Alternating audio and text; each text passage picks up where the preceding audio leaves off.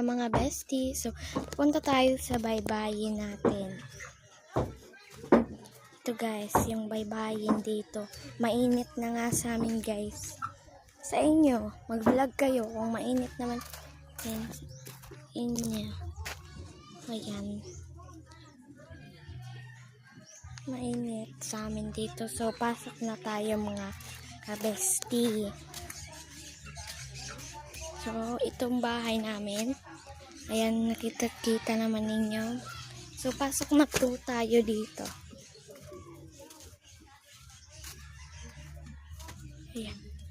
Dito na muna tayo. So, ayan. Mainit ng panahon dito sa amin. Kapala lang ninyo alam. Mainit na yung panahon dito sa amin. Ayan. So, bye-bye.